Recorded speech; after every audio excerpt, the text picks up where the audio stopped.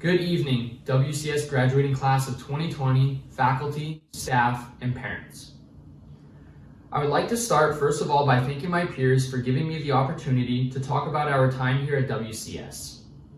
It is a true honor and privilege to be standing here, even if it is in the comfort of my own home. I would also like to thank Mrs. Blackburn, Mr. Fowler, and the entire grad committee for making this celebration possible. My first memory I would like to share is of my first day of school in Weyburn. For all of you who don't know, I was born in Calgary and moved to Weyburn in the fall of 2011. My first day of grade 4 at Hague Elementary School was petrifying for me. I just moved to a completely new province, enrolled in a new school, and was extremely nervous to meet new people. However, all of that changed within the first minute of walking onto the playground. A little grade 4 kid with a Toronto Maple Leafs shirt walked up to me, and the first thing he asked was, "Do you play hockey?" I was so surprised to meet someone within the first minute of entering the school, and I finally responded with a nervous yes. It would turn out that he and I would be on the same Atom hockey team that year. The kid patted me on the shoulder and told me he would see me that night at practice.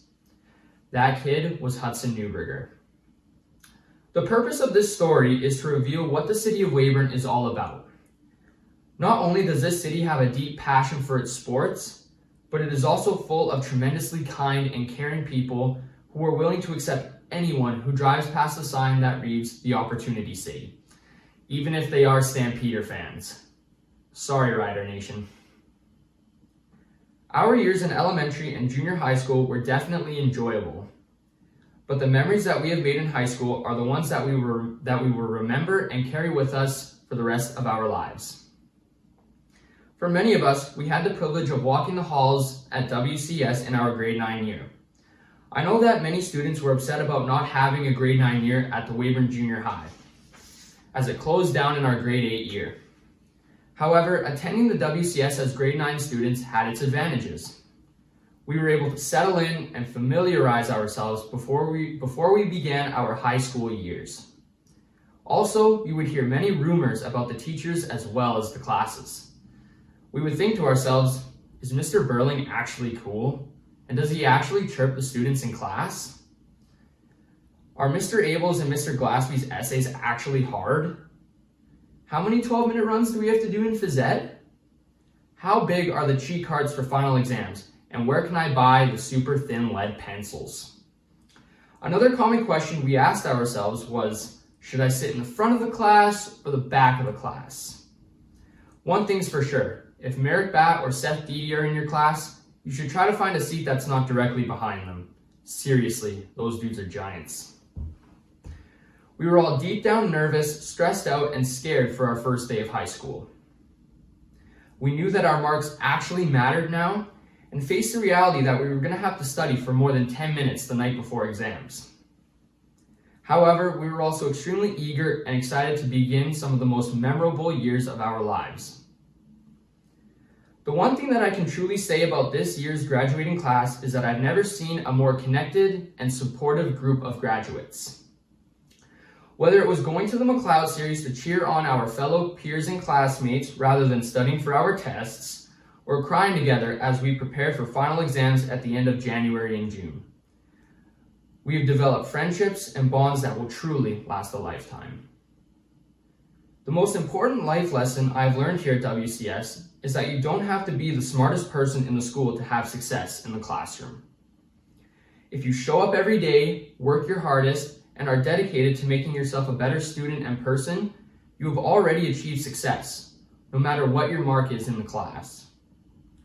Those are the traits that are going to help us survive the real world once we initiate the next chapters of our lives. After today, we enter a new stage in our lives. Some of us will go off to university or college, while some of us will enter the workforce right away. No matter where we go, we must remember how we got there. This entire day would not be possible without our teachers. I don't think I've ever seen a more caring, passionate, understanding, and friendly group of teachers. They worked extremely hard to provide us with the knowledge that we will need in our adult lives, and never gave up on us. We appreciate everything you guys do, even if it doesn't seem like it at times. Thank you for helping us navigate through these last 3 years. We definitely couldn't have done it without you. And of course, we can't forget about our parents. You guys are absolute superheroes. Not only do you have your own busy lives to focus on, you have also had to chase around hormonal teenagers for the last however many years. Nevertheless, you've been by our sides the entire time, kept us up when we felt down, and raised us to be the best versions of ourselves.